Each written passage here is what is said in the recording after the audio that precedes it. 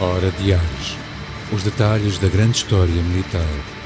Um programa de Sérgio Veludo Coelho, com a participação de Paulo Rezende Ribeiro.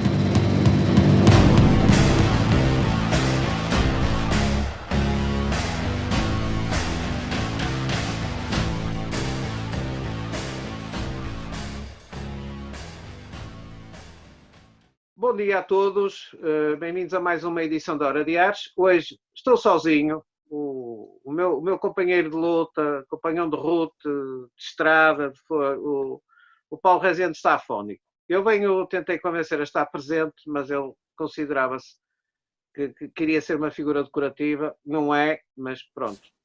Estando afónico, esperando que não seja nada mais do que isso, já vai daqui já o nosso voto, meu e do nosso convidado, das mais rápidas melhores para o Paulo Rezende. Não esquecendo, eu aprendi isto com o Paulo, subscrever, partilhar, criticar, participar na Hora de Ares. Não tarda muito, vamos ter 100 programas, temos sobrevivido a tudo.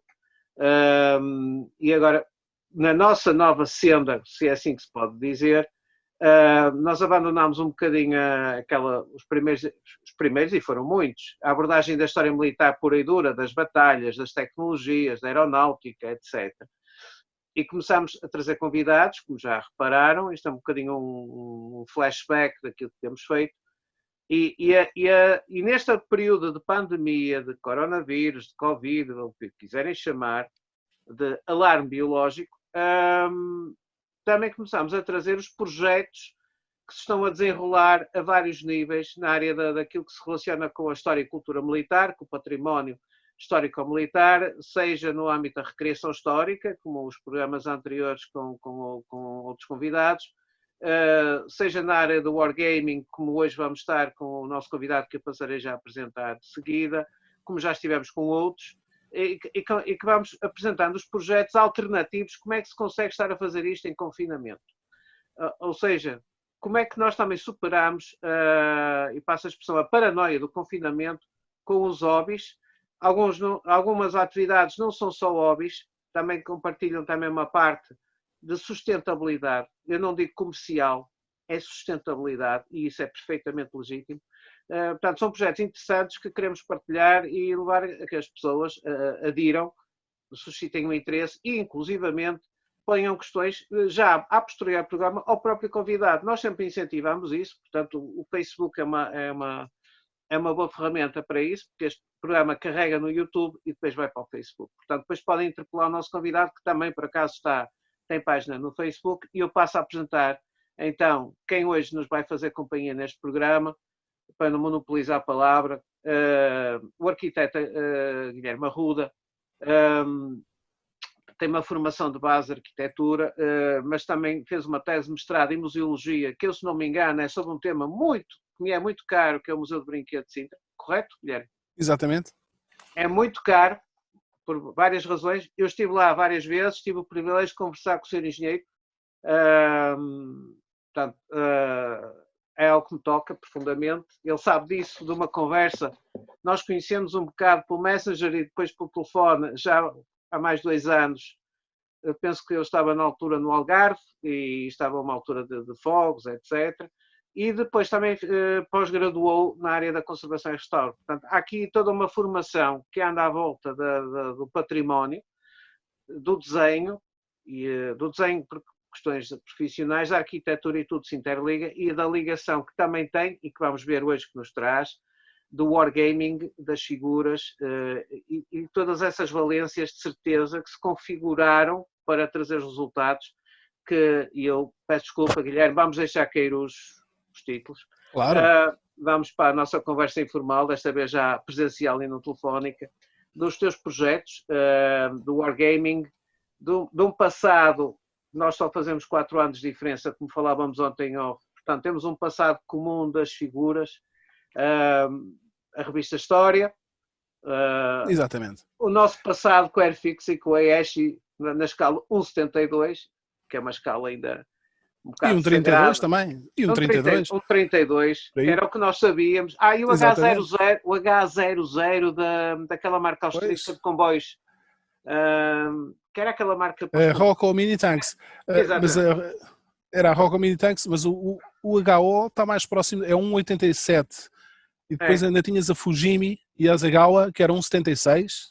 Era assim, Portanto, havia essas 3 escalas. Por acaso, também temos, já que estamos a falar de escala muito rapidamente, também temos esse problema nos Wargames. Portanto, temos o 28mm clássico e o 28mm Heroic, que é um bocadinho maior. O 28mm, para quem não sabe, é uma escala que é medida da altura dos olhos, portanto, ao nível dos olhos até aos pés. Isto, creio que por causa dos capacetes, portanto, napoleónicos, por exemplo, que são muito altos e que podiam dar uma ideia de escala completamente diferente. Portanto, os ingleses decidiram isto da escala. Portanto, voltando um pouco mas a escala é um 56 em termos de, métricos. As batalhas iniciais, como estavas a dizer, foram de facto com Airfix, com auxílio da revista História, com os artigos do Vítor Amorim, que tinham portanto, que tinham uma rubrica que era os jogos de guerra, muito boa, com fotografias excelentes da coleção dele, dos seus jogos de guerra. Depois, no final dos anos 80, começou a aparecer em Portugal muito o Warhammer, portanto, que era um jogo um bocado fantasioso, mas medieval, com uma base medieval. Então o que eu fiz foi, comecei logo a esculpir e a fazer moldes em casa para figuras medievais para os Barrota. Portanto, fiquei com os cavaleiros, pus um pouco de parte as figuras do Fantástico, entre aspas, desse jogo, e então fazia espanhóis contra portugueses, basicamente, e comecei aí a fazer as esculturas. Também ajudou um pouco, porque nesse tempo aquilo era bastante caro. Mais tarde, comecei então a fazer os tais protótipos. Fiz os protótipos de tripulações para Jeeps, Kubelwagens, outras viaturas para a marca Vitesse, o grupo Vitesse. O Vitesse era uma fábrica muito boa na Maia, que produzia umas miniaturas fantásticas, a 1,43, militares e civis. Para a parte militar eles criaram a marca Vitória. Mais tarde a marca, portanto, deixou de existir. Portanto, começou a produzir... A Maia, onde eu resido. Ou seja, estamos a falar... Eu resido na Maia, não sou naturo, nascido na Maia, mas já tenho 20 anos de Maia. Ainda me lembro do projeto ocidental, que era na Maia, que falávamos ontem. Exatamente. Da ocidental. E a Vitesse... Quer dizer, a Vitesse eu conhecia. Não conhecia a Vitória. E nós até ontem conversávamos, fazendo um bocadinho um flashback para a nossa conversa de ontem. Que não ficava nada atrás ou até superava, por exemplo, um bocado as peças um pouco míticas da Solidó. Há uma certa mítica à volta da Solidó. A Vitória era melhor, era bastante melhor, porque a Solid tinha digamos, uma produção bastante boa, mas, por exemplo, as rodas, os pneus, portanto, a maquete, a miniatura era feita de uma forma ligeiramente mais industrial. Tinham assim mas era boa de qualquer das formas. A Vitória tinha pormenores inacreditáveis. Tinha, por exemplo, o tablier, que a Solid não tinha. Pois não. Os instrumentos. Tinha as manetes das mudanças. Tinha uma série de pormenores muitíssimo bem feitos. E a fábrica era muito... Como é que eu ia dizer isto? Era uma fábrica com muito bom ar, muito funcional, muito bem organizada. Eu gostei muito da visita que fiz. Aliás, os donos receberam muito bem, e depois no final da nossa reunião eu vim para casa com um saco cheio de miniaturas, portanto todo contente. Isto é indecente, há pessoal com muita sorte. até faziam o Jeep, o Ford anfíbio. Portanto, o Jeep que eles depois deram também aos russos e aos ingleses. Sem aquele mais pequeno, sem ser o tanque. Não, é um Jeep, eu acho que até eu tenho aqui por acaso, posso? Podes, faz favor, então. Por acaso estive a mostrar a um amigo meu lá do nosso... Consegues ver? É esse, eu conheço esse modelo, exato. Exato, portanto isto é o, digamos, são as miniaturas dessa tal marca, a Vitória Vitesse. Isto ainda aparece de vez em quando, isto é muito, muito, muito bem feito. Mesmo por trás tem a hélice para outboard, né? Isso ainda é coisa para aparecer no OLX? Sim, sim. Isto ainda vai aparecendo. A produção depois mudou para a China, já sob outro nome, acho que era Sunstar, e continuaram durante algum tempo, não com todas as miniaturas, porque o catálogo deles era enorme, e ia continuar digamos, a crescer. Portanto, foi pena. Lá está, isto é um 43. Sei que há muitos colecionadores a um 43. Em Wargames não é uma escala que se use É uma muito em coisa Wargames, mas impressionante. Essa questão do 43, por um exemplo. 43. Eu fiz residualmente, eu estou a olhar porque estou a olhar para o armário onde tenho as peças de Altaia que saíram recentemente um 43. O Sherman, pronto, comprei logo 2, que eram os baratos, não é? Aquela primeira fase. Eu até ia comprar o terceiro, até ia comprar o quarto e depois ia fazer aquela cena inverosímil do Fury. Sim, sim. Não é? Onde é que alguém vê 4 carros de combate a avançar sem apoio da infantaria? Mas não, é melhor não. Guilherme, não me deixes avançar, porque senão isto vai para o. Pois. Em relação às escalas, pronto, é como falámos ontem, realmente, não há. pronto, eles podiam perfeitamente ter feito esta série ou à escala 1.56, que para nós era ótimo, ou então a 1.43, mas podiam ter lançado figuras à escala 1.43. É pena. Por acaso, estás a tocar num ponto, por acaso eu lembro-me que nas miniaturas da Sólido, por vezes vinham 2 figuras, nas antigas, nas caixas antigas, vinha uma figura de cada lado, portanto vinha o tanque no centro e depois uma figura de cada lado coladas com uma cola de borracha, e eles vinham, e eram figuras bastante boas. Alguns, os alemães sim, os americanos talvez não tanto, porque era... Está-me a recordar os encaixes, os boxings da Matchbox. Exatamente. Por acaso até... Os boxings da Matchbox tinham aquele Sherman pintado verde metalizado. Exatamente. Com 2 figurinhas. Era. Até tenho aqui, por acaso, não sei se consegue-se ver, estas 2 são dessa série, da Solid. Sim. Portanto, são a 50. A escala 50 é a escala da arquitetura, por excelência, em termos de maquetes, é uma escala que já se faz desde o tempo quase... desde o Renascimento. Portanto, já há maquetes em madeira que sobreviveram até hoje, que se podem ver em Itália. E que dão 50. Tudo a 50. Portanto, foi uma pena os ingleses terem dobrado a escala para o lado deles, para 1.56, para os 28mm, porque se isto tivesse sido uma coisa europeia, tínhamos ficado na escala 1.50, o que era ótimo, porque há muitas miniaturas a 1.43 a 1.50 e a escala 1.50 é mais fácil de manobrar, digamos assim, não é? Mas pronto, 1.56 também não é mau. Guilherme, os teus romenos, já agora, que é para primeiro doce, o doce, o appetizer, os teus romenos que eu tenho, que tenho aqui para compartilhar são 28. Sim, tudo 28mm. Então, vais-me permitir só que eu mostre já claro, vamos vendo, sim. Vamos compartilhar a tela para fazer, é o chamado appetizer. Portanto, isto... ora, onde é que estão? Estão aqui. Eu gosto muito desta plataforma. Penso que isto vai ficar gravado, Guilherme. Estamos em direto, portanto não há problema. Sim. Nós estamos então a ver aqui. Aqui temos tropas romenas, é um sniper ao centro, um apontador, portanto um spotter, e ao lado uma peça, uma arma antitanque, o Panzerfaust. Panzerfaust, exatamente.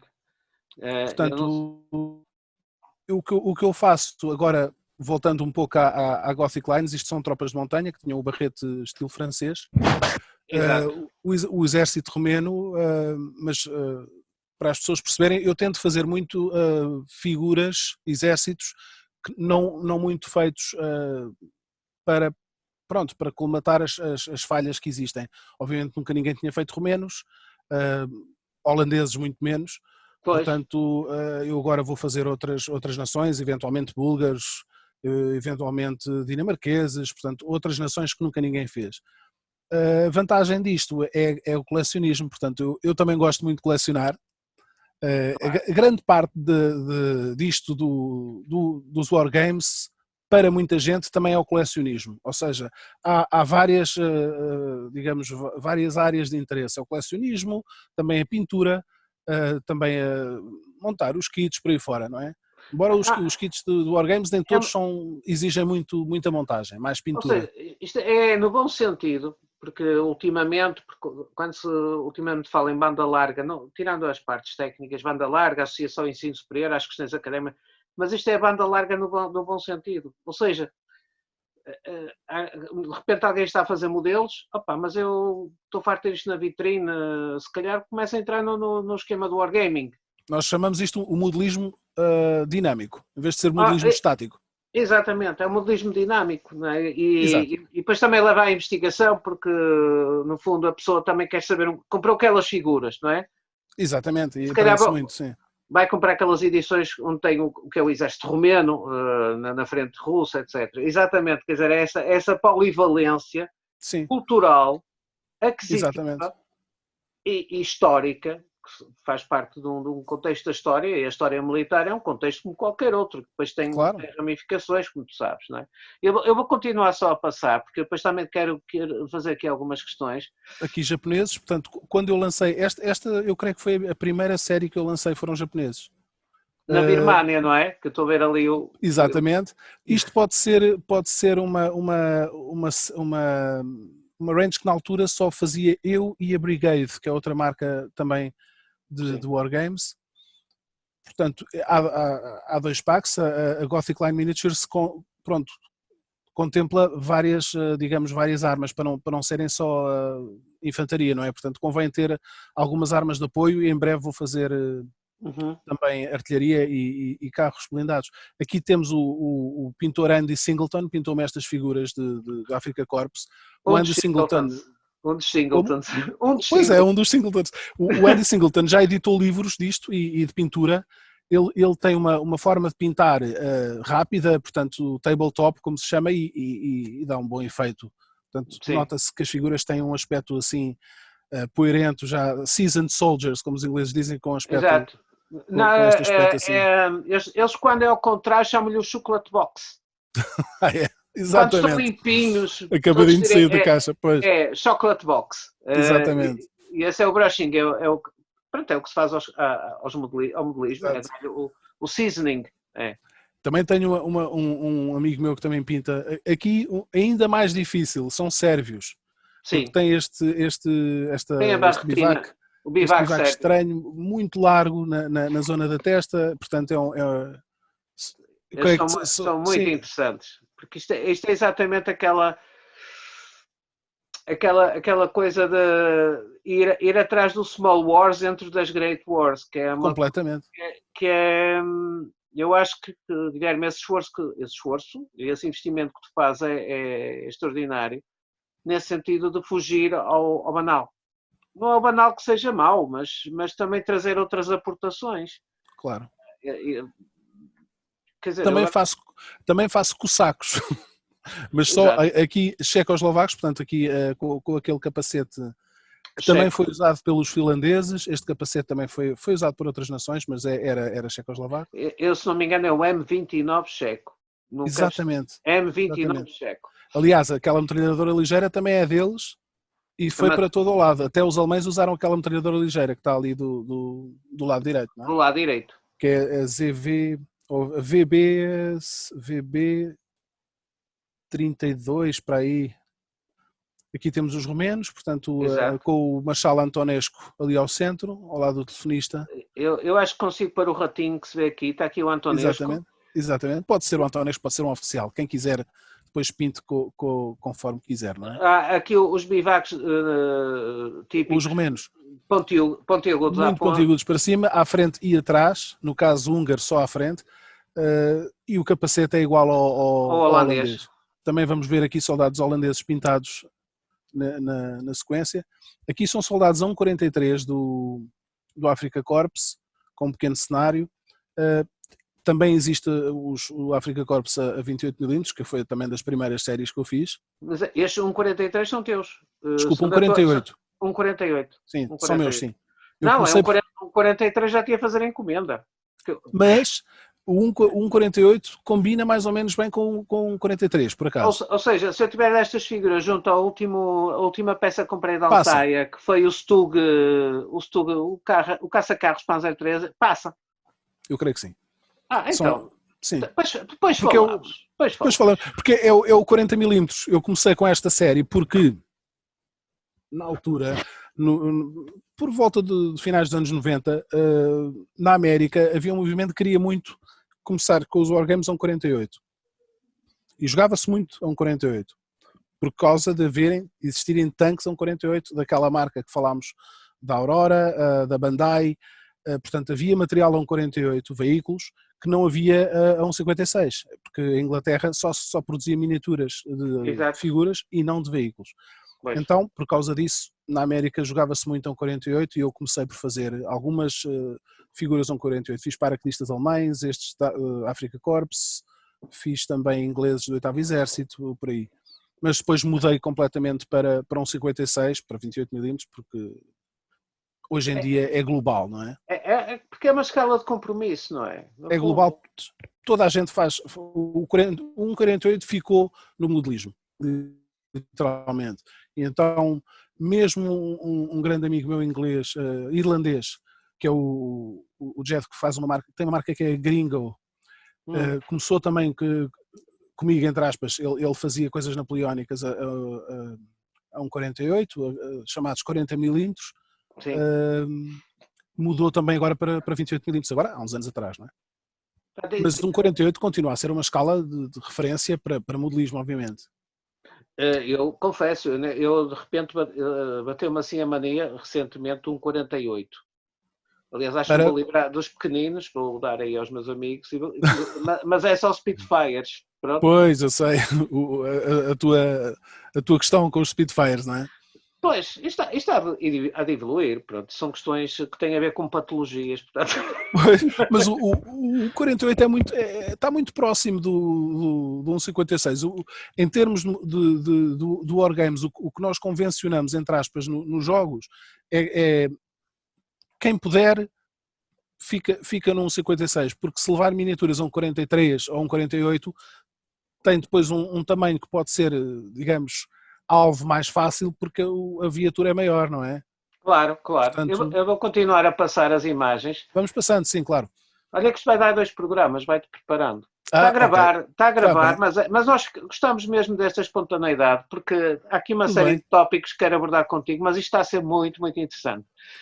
Aqui temos um Africa Corps, um soldado, um atirador. O dinamismo das figuras, o dinamismo anatómico é muito interessante. Obrigado.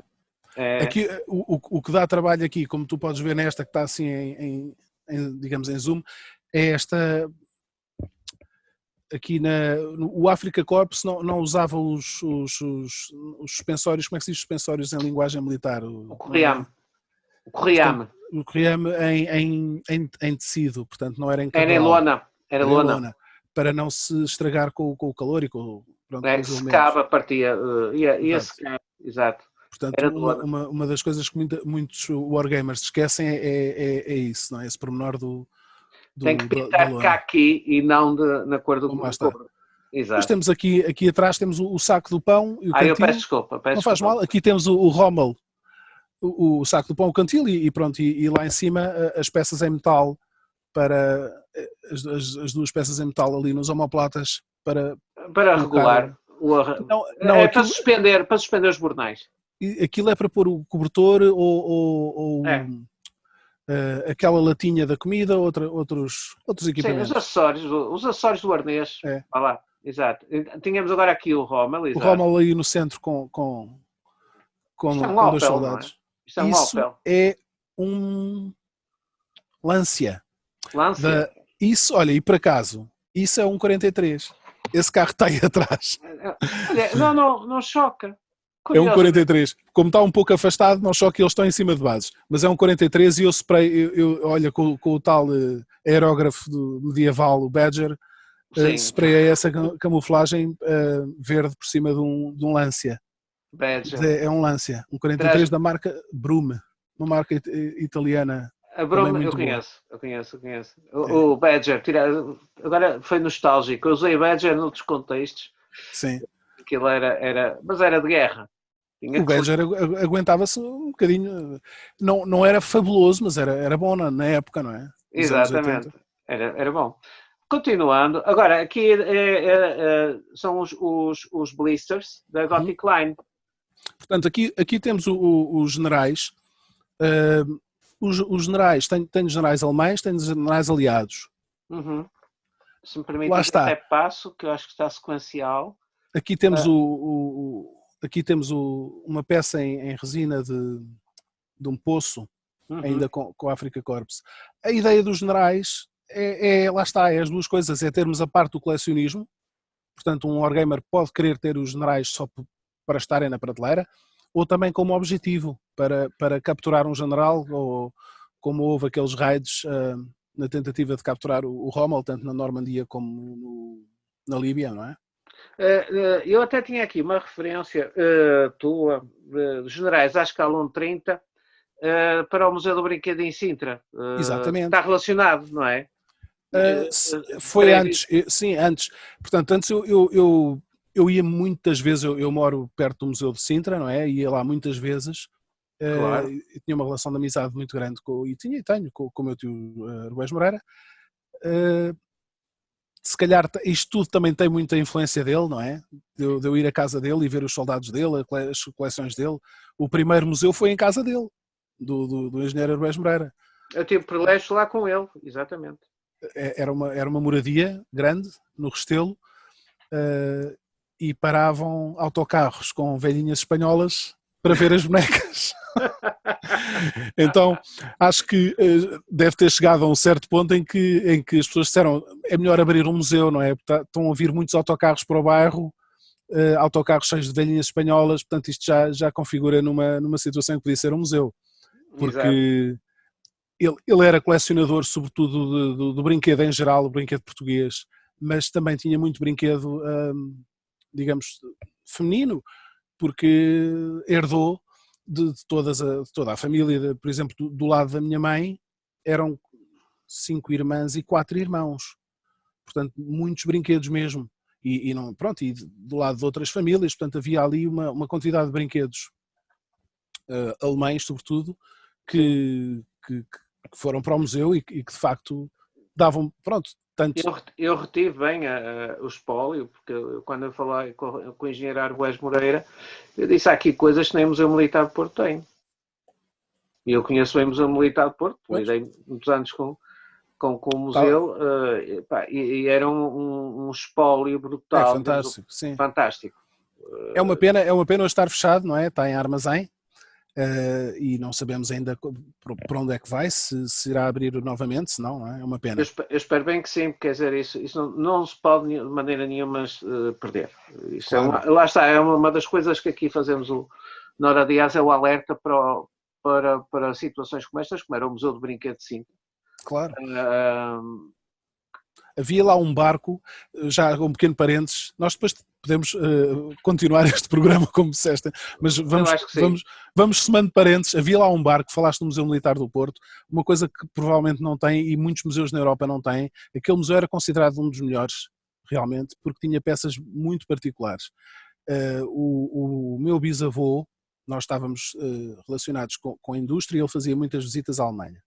Sim. E era de lá que vinham os tais brinquedos. A Alemanha produzia, como tu sabes, milhões de brinquedos, a Stolina, outras marcas. Sim, sim. E então havia uma peça lá raríssima, mas mesmo muito rara, que era um barco de metal com marinheiros alemães, um barco de guerra. Que estava no museu. Que estava no Museu do Brinquedo. Eu sei qual é. Sabes qual é? Sei qual Isso era do meu bisavô. Esse barco. Eu lembro-me desse. Esse barco é fantástico. É fantástico. E porquê? Porque hoje em dia é muito raro, as peças mais raras, no mundo do brinquedo em geral, as peças mais raras são os barcos. Porque as crianças não é como hoje, não é? As crianças iam para o campo brincar, iam para os lagos, sim, iam para os lagos dos jardins, ou iam para os lagos que houvesse ao pé de casa ou para o rio e o barco ia para dentro de água. Portanto, como o barco vai para dentro de água, vai ao fundo ou estraga-se. Portanto, é muito difícil existir um barco. Era muito manuseado. Completamente. Portanto, aquele barco é de, se não me engano, de 1906. Portanto, imagina, sobreviver um barco alemão de 1906 é raríssimo. O que é que me reteve? Porque ele tem o desenho Dreadnought. Exatamente. É a proa invertida para a Ariete. Eu recordo-me perfeitamente. Aliás, até te digo mais. Eu, quando falei com o engenheiro Arboés Moreira, ele estava, pronto, na sua cadeira. Exatamente. E mesmo em frente a esse navio. Pois. Esse barco é uma peça fantástica. Os anos que isto lá vai, eu retive perfeitamente esse momento. Mas aqui, que estamos aqui a compartilhar a tela, por exemplo, o PAC 37. Aqui, exatamente, uma peça também bastante conhecida, que andou por todo o lado. Lá atrás com VESP ou coisa do género. Não se... uma conversão, isto é uma conversão. Portanto, era aquelas coisas que eles punham por cima de um Renault 35, de um Renault 35, acho que é o Hornice. Hornice, muito bem. É que isto é fascinante, aqui outro poço, depois isto traz os acessórios. Pois, eu também faço algumas peças em resina. Exato, que aliás estão aqui, até se me permites. Lá está, isto depois ao pormenor dá para ver o que é, dá para distinguir aqui o lajeado de pedra do brico. Do tijolo. Portanto, aqui são algumas peças de resina. Eu espero muito em breve começar a fazer então miniaturas de veículos em resina também. Em resina. Também para a Gothic Line Miniatures e, se possível, coisas que pouca gente faça, não é? Veículos mais exóticos, digamos, menos comuns. Pois, isso é o que traz o... Eu aumentei um bocadinho agora. Exato. Isso é o que traz agora essa... Eu há bocado estava-me a dar sabes, de vez em quando estava-me a lembrar, quer dizer, não nada distingue, mas lembrei-me do Luxemburgo e da famosa bateria de artilharia que o Luxemburgo mobilizou para os aliados em 1944. Quer dizer, não há nada que os distinga a não ser, penso eu, o símbolo do leão do Luxemburgo no guarda-lamas dos reboques dos... Eu acho que eles usavam os 25 libras. Isso foi agora um pequeno desafio. Porque há fotografias. De vez em quando tenho assim estas coisas. Exato. Voltando um bocadinho atrás à questão do museu. Sim. Um pouco anterior a tudo isto, eu fiz uma série de generais a pedido do meu tio para a loja do museu, para dinamizar um bocado a loja, para haver também produto português que não havia, e também mocidade portuguesa, uns pouco maiores. Aqui temos os Panzer Grenadiers. Eu já não apanhei essa tua produção, porque eu quando lá estive e fui à loja ainda não tinhas, possivelmente ainda não terias feito isso. Ou já tinha escutado, porque eu fiz muito poucos. Quer dizer, ia fazendo e ia levando, porque como é pintado, como o nosso amigo Francisco Furtado, eles iam pintados. Eu já vou mostrar. Olha, por acaso, estes, um pequeno parênteses, estes são pintados pelo meu amigo Manel Barros Silva, que tem uma rubrica que é o Men's Hell, que é um pequeno estúdio de pintura muito bom. Portanto, ele faz pinturas para várias marcas. E estes são os Panzer Grenadiers com equipamento de 1940, portanto, a invasão de França, em que usavam o verde em cima e o cinzento em baixo. A mocidade foi também a pedido do meu tio. Eu vou mostrar aqui o blister da mocidade. Se me permite, então eu vou interromper o compartilhamento por um momento. Okay. É para ser... Podes mostrar outra vez, se não te importas, para se ver melhor. Havia vários. Portanto, aqui temos eu vou tirá-los da caixa. Portanto, isto é um clamshell blister, abre-se assim facilmente. Exato, é de tampa. Portanto, esta escala chama-se a escala de museu, porque é um 30, não é um 32. É bastante maior. O problema destas figuras, esta escala, é realmente, levam muito estanho, não é? Isto já não é feito em chumbo, é feito em estanho hoje em dia. Claro, sim. Portanto, são figuras que, lá está, depois é difícil porque são muito grandes. Os generais também eram assim desta escala, eram bastante grandes. E eu fazia alguns de cada vez e deixava lá na loja. Isso agora faltava-te fazer a Legião, sabes porquê? Hoje por acaso é quarta-feira. Eu não sei se tens seguido uma série que dá na RTP1 que é a Espia. Por acaso não. Então vê. Vou ver. Vê e matura-se a Legião Portuguesa não há de aparecer um dia ainda. Pois, a ideia era dinamizar um bocado a loja. Portanto, termos produtos made in Portugal, não é? Feitos cá Sabes que dava um merchandising muito interessante. Isto depois, os telespectadores que nos desculpem, porque depois eu e o Guilherme teremos os nossos programas em privado, em telefone, porque a série Espia, aquilo que é bom, aquilo que é mau eu os urso. toda a gente sabe, não é? Aquilo que é bom também não deve ser apontado, e eu considero que a série A Espia, produzida na RTP1, que está a passar às quartas-feiras, tem qualidade a todos os níveis. Elenco, interpretação, cenário, decor, e eu sei do que estou a falar porque é uma área que estudo, credibilidade dos personagens e, sobretudo, o contexto histórico e a solidez do argumento. Houve quem achasse que a série é claramente sobre a espionagem alemã e inglesa em Portugal durante a Segunda Guerra. Houve quem achasse, e até está aqui perto, que achava, está aqui relativamente próximo, é muito parada. Meus senhores e minhas senhoras, a espionagem não é uma atividade de combate muito ativa. Isto não é o 007, tende a ser um bocadinho parado. Mas tem a presença da Legião Portuguesa em relação à Operação Shell. Eu estou aqui a dar uns desafios aqui indiretos ao Guilherme, mas Guilherme, tu vê a série e depois falamos. Vou ver, sim. Já estava a planear ver. Pronto, nós tivemos alguma, pronto, aqui ao lado no Estoril, no Hotel Palácio. Ainda por cima estás no Estoril. Exatamente. Portanto, houve aqui muito... E há quem fale numa alguma atividade no farol de Cabo Raso. Mas isto é uma lenda. Não é? Não é tanto. Para os submarinos? Pois, exatamente. Portanto, no Cabo Raso, que houve ali um desembarquezinho, que houve ali um sururu, houve ali qualquer problema, uma questão qualquer ali no Cabo Raso, a caminho do Guincho. Sim, sim. Portanto... Eu vou retomar a partilha da tela. Mas havia, aqui no Estoril, havia espiões por toda a costa, em frente à casa dos meus avós. Os meus avós tinham uma casa na costa mesmo, perto do mar, e a casa ao lado tinha uma torre onde vivia um espião. Portanto, eles ameaçavam os filhos que se portavam mal e que viam um espião que tinha um aspecto. Pronto, tipo aquele... Diz. Isto vai dar mesmo o segundo programa, porque eu agora estou sempre a interromper. Lá se foi o guideline. Porque é assim, imagina, agora imagina assim nestes flashes de conversa que aparecia um jogo, um board gaming para Portugal, e agora vou fazer uma publicidade a outra coisa, um wargaming. Tu não sei se conheces um board gaming chamado o Estoril 1942. Sim. É de um Doré. Eu comprei o jogo. E é um jogo muito, para quem faz o board game, é um jogo muito agradável de falar. Teve uma pequena extensão que até incluiu a máquina Enigma. É um jogo muito interessante, aliás, porque tem o próprio... Neste momento, utilizar a nova moda do board game, que é não ter o board completo, mas o board por segmentos. Uhum. Em que temos... Eu conheço ali a zona, mais ou menos, porque eu costumo ficar em Oeiras com alguma frequência, e aquelas casas todas ao longo da linha, que se dirige para Lisboa, está lá tudo representado. Agora eu pergunto fazer um wargaming com uma espécie de um jogo contextualizando achas que isto é assim disparatado? Não, de todo. Já pensámos nisso, porque hoje em dia está muito na moda os board games. Aliás, eu falei com essa equipa que estava a fazer esse board game também foi feito aqui em Cascais, acho eu.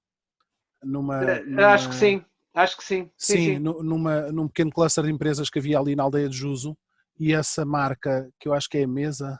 É a Mesa Board Games, é a Mesa. Muito que é boa. Feito pelo Passa Doré, publicidade. Exatamente. Sim. Que é mais ou menos meu primo, afastado. Portanto, e isso estava a ser feito cá em Cascais. Isso podia ser muito giro. Ter umas arrastadeiras, ter umas figurinhas da PVID. Pois, podem ser a 28mm, podem ser a 28mm e depois usamos aqui nos wargames se quisermos ou não. E ter umas senhoras também. Claro. Pode ser um jogo muito interessante. Portanto, é uma ideia bastante boa. Aliás, tu naquele jogo, o Cluedo, as figuras não são mais ou menos esta escala? São. Imagina um Cluedo de espionagem. Nova. Sim, a edição nova. São. Eu por acaso tenho. Imagina um Cluedo. Com figuras, com carros. Exatamente. E hoje em dia os board games estão imenso na moda, porque é muito mais fácil jogar um board game do que montar um cenário para wargames, não é? Agora aqui seria um board game, wargame e spy game. Adiante, porque nós vamos mesmo para o segundo programa, Guilherme, eu sei, mas porque daqui a pouco temos que encerrar esta primeira parte. mas não queria deixar de passar aqui, porque ainda há aqui coisas que realmente temos que falar. Estas figuras também são particularmente... São turcos? Não. Não, isto é também pintados pelo Manel Barros Silva, são outra vez sérvios. Ok, tens razão, está aqui a boina sérvia, são figuras Os checos, portanto, checos. Está portanto, muito interessante esta figura. O Bolt Action, coincidência. Exatamente, cá está. Depois vamos falar mais em detalhe do Bolt Action. Eu fiz questão de fazer cá o torneio Bolt Action e depois, como havia muito poucos portugueses, comecei a convidar espanhóis. E então fui convidado depois pelos espanhóis, para participar no Bolt Action. Na altura era espanhol, passou a ser ibérico, porque entrou Cascais. Exato. Então agora são 17 cidades espanholas e Cascais. Então é o Bolt Action ibérico. Na altura tínhamos poucos jogadores cá em Portugal, então eu convidei bastantes amigos espanhóis, ficaram num hotel de um amigo meu em Cascais, num hostel, trouxeram as famílias ficaram a passear em Cascais e eles vieram jogar connosco e correu muito bem, foi um torneio. Foi o primeiro torneio, agora já houve outro torneio entretanto, sim. jogado na loja Warkit aqui em Sintra, do meu amigo Nuno, e então, pronto, todos os anos, este ano não houve, era para ser agora em Abril, não é? Portanto, este ano não houve, esperemos que brevemente... O mais que poderá acontecer é alargar os tabuleiros e jogarem a 2 metros uns dos outros e é pelo SMS. Exatamente. Ou melhor, por bandeirolas. Eles já começaram a fazer em computador, mas não é a mesma coisa, em computador não é. Não vale a pena, não é? Computador não. Para mim não dá. Não dá. Isso aí de facto é preferível ter uma sala grande e conseguir jogar 4 pessoas a 2 metros de distância dos outros, que eu também não acho bem. Depois do que eu tenho visto por aí, não vem mal ao mundo. E outro pormenor importante, um amigo meu, o Francisco Rei, está a fazer a tradução das regras para português. Ótimo. Portanto, para toda a gente poder ler as regras de Bolt Action em português, uma tradução reduzida, portanto, sem a palha, digamos assim. Um easy reader, uma coisa... Sim. Exato. Aqui temos americanos, portanto, estes são pintados pelo um pintor também muito bom, que é o Marcel Popic, da Eslovénia. Muito bom mesmo. Ele tem um estilo de pintura muito, muito sui generis. Até o charuto. É uma pintura diferente. Um dia há de aparecer o Donald Sutherland no seu Sherman a cantar aquelas coisas do Texas naquele famoso... Já existe. Há quem faça. Com os alto-falantes e tudo do lado de fora. E a equipagem toda, aquele outro com o chapéu vermelho. Podem não acreditar, mas é um dos meus filmes de guerra preferidos. É divertidíssimo. Sim, e não passa por ter pretenciosismos, realmente. É um filme divertidíssimo. Um bar, BAR. Exato. E ali a super bazuca que nós também usámos no ultramar. A LGF. Ainda tive instrução da LGF 9 cm, 90 mm. Portanto, estás a ver a minha idade, não é? Mais um bocado aí dizia que tive instrução com Brown Vets, mas não, é melhor não. Aqui chamar a atenção para os cenários. De facto, os cenários também têm a sua importância.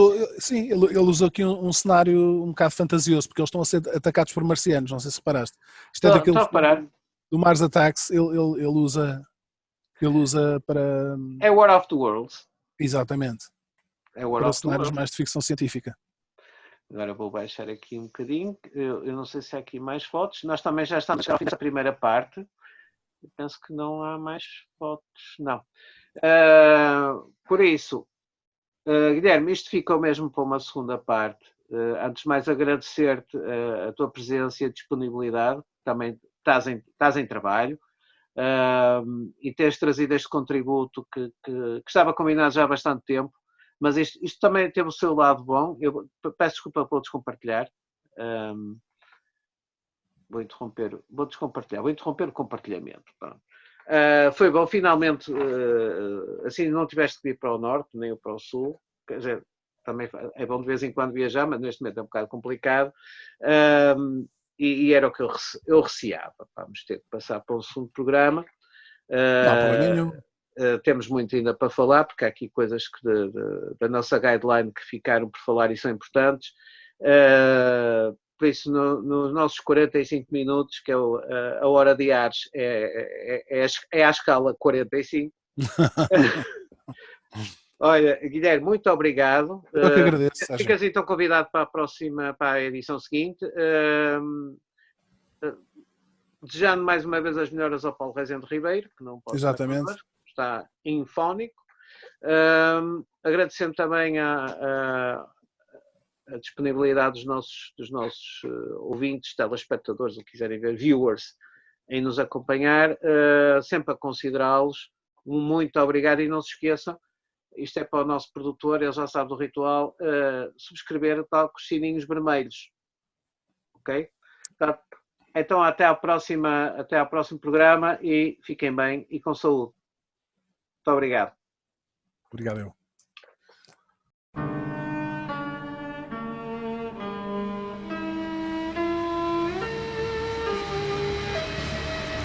Hora de Ares. Os detalhes da grande história militar. Um programa de Sérgio Veludo Coelho com a participação de Paulo Rezende Ribeiro.